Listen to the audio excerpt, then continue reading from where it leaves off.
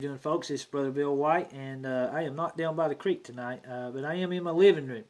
And I want to talk to you tonight about drug addiction and spiritual warfare. Uh, and I'll be reading from Mark chapter 5, the 20 verses there.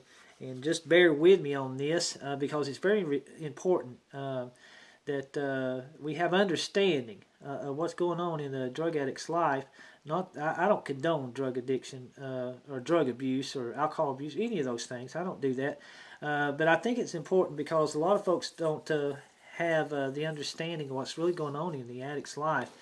But anyway, it's something the Lord has shown me because someone that's the closest person to me in my life has struggled with this for several years and is finally getting help that they need.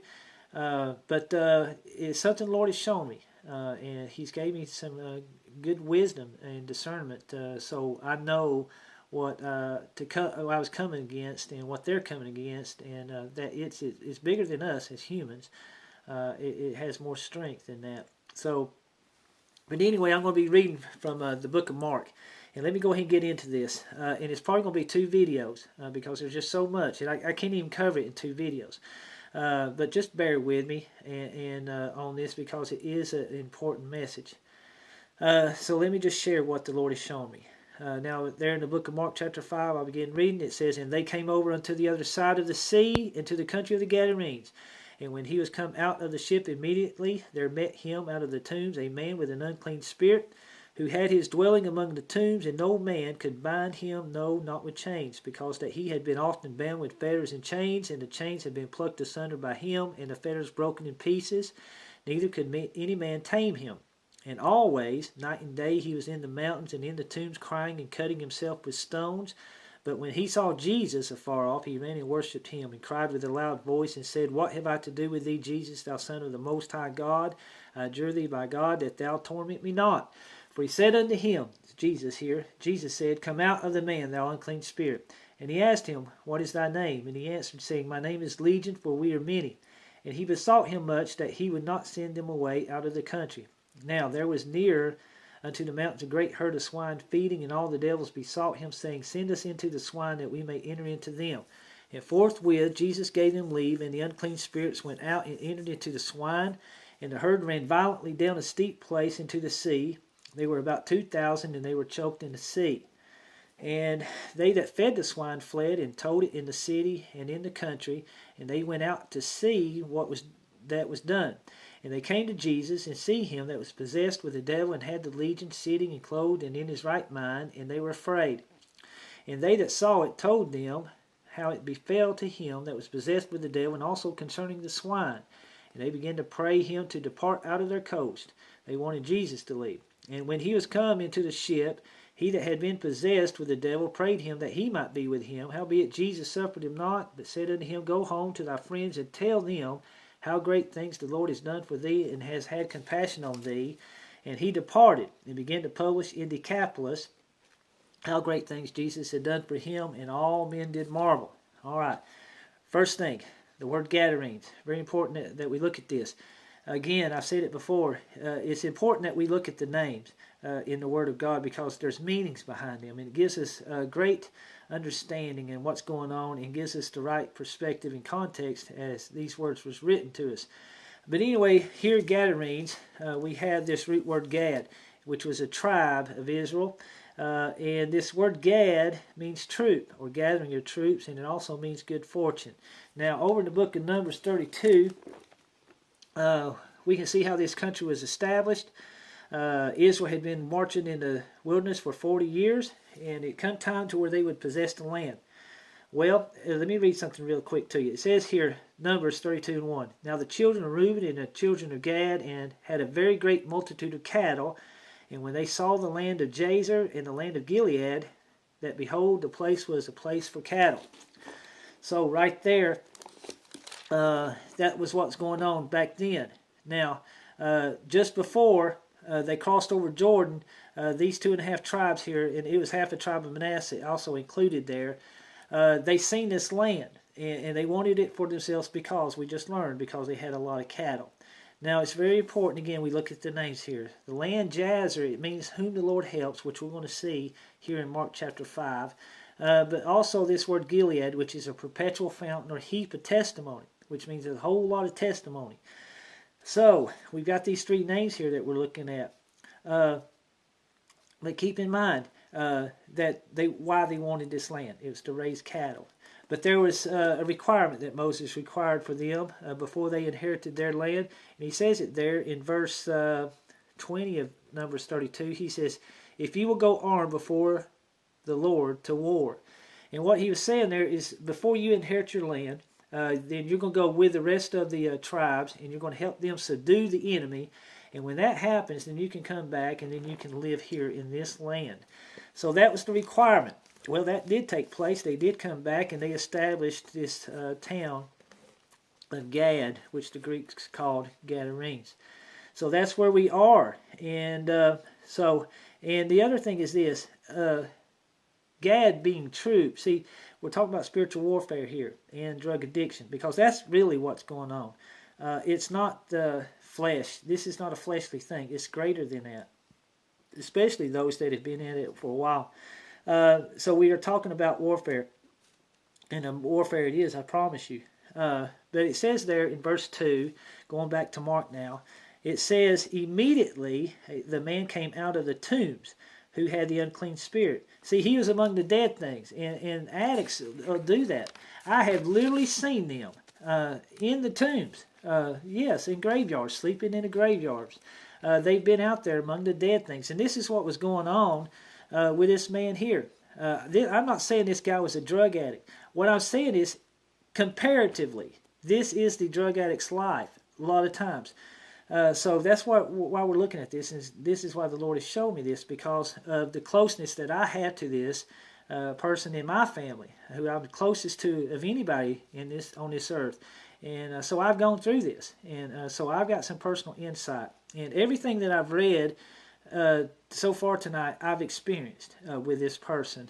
So anyway, I wanted to share that. But it says here in verse 3 and 4, we'll tie these together. First of all, this guy was out of control. His behavior was completely out of control. But it says there that they tried to chain him with fetters and things and bind him, but he had supernatural strength. And he would break these things, so no man could bind him or tame him. And that word tame means subdued. So that's important. And the Lord showed me something on that. And it was this, that no program, man-made program, no psychologist, no psychiatrist, no amount of money that you can feed into this thing, not anything a man could give was any benefit or has any benefit to deliver the addict. No, see, because it truly is stronger than human strength. And so it's something that's got to be dealt with a little bit differently. Now, verse 5, it says something here that it says that night and day he's in the mountains.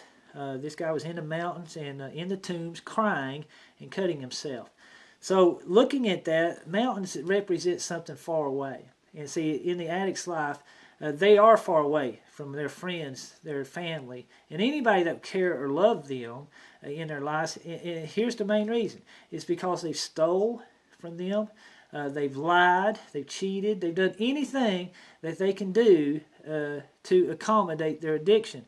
So they end up away from everything and anyone that would care for them at all. And it also says that they're crying. And that's one of the emotional things that I experienced with my own family member there. It was a constant crying going on. And that was just something very real. And when I remember the first time I read this, I was like, man, that's really what's going on there. And notice something else. It says that they were cutting themselves. What happens a lot of times to the addicted person, especially the females mainly, they get caught up in such shameful things that when they recollect and they remember the things they've done, they're so filled with shame and guilt and loathsome things, worthlessness, that to forget those things, they go back into even stronger drugs and things like that to help them forget those things that they've done. But when they remember these things, they feel so bad that they just want to take their own life. Many times they'll overdose a lot of times, but this guy here was cutting himself. Many addicts, especially the females, you'll see it. They will begin cutting themselves. It's because they loathe themselves. You know, they just cut. They're spellbound is what it is. And so anyway, that goes on in many of the addicted life. But anyway, it says something here. This wonderful word, right in the middle of all this stuff, these terrible things. It's this word, but. 3 letters. That's right, because this word but is a word of hope. And it's very powerful. And at this point is when that unclean spirit interjects, crying out with a loud voice. And he says, what have I to do with thee, Jesus, thou Son of the Most High God? Now we look at that on the surface and we just think that he's calling him by name in some kind of reverence, but it's not that at all. See, the unclean spirit, as soon as this man caught sight of Jesus, even afar off, he ran after him. See, the unclean spirit started losing hold. As soon as he headed toward Jesus, the unclean spirit got nervous and was because his hold was getting loose. So he went on the offensive, and so he calls Jesus out by name. Now here's a background on that. Back then, the folks were superstitious about everything. Now there were some folks around watching all this stuff going on, so they was aware of the superstitions. But it was thought that if the thing that you was combating, if you called out its name, then you assumed authority over that thing. And that's what they were trying to do. See, this unclean spirit don't want to leave. No, they're going to resist and resist and resist. So it's got to be fought. This thing is not just a pushover. No, it's got to be fought out. But this is what he was trying to do. This unclean spirit was trying to usurp authority over the Lord. That's pretty the audacity of that. It's pretty crazy when you think about it. But Ephesians 6:16 says this: the shield of faith shall quench all the fiery darts of the wicked. Well, see, that's what the Lord was doing. Nothing could come against him like that, him being faith himself. So, but anyway, I was looking at this as a father, and see, these were the things that I was coming against. I would hear this person, my family member, speak godly things. And I would hear it, and it would just sort of throw me off guard. And I was like, well, maybe there's something's happening here. I would just hope for the hope of things, but it turns out that things wasn't what they were.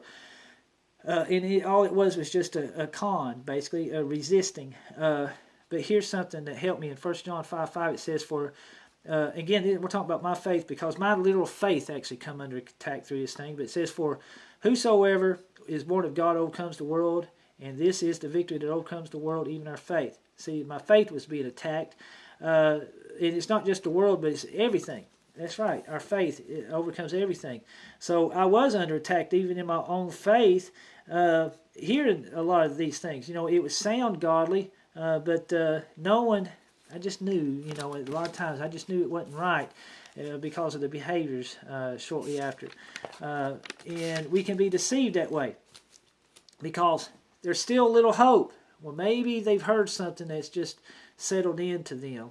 And even by this little bit of hope, we can be hindered and even deceived by it and believe and lie that maybe things are working out, they're on the right way, right path, that kind of thing. But then next thing you know, they're back to doing the same old thing again. So we was deceived and that kind of thing. We were lied to and all those kind of things.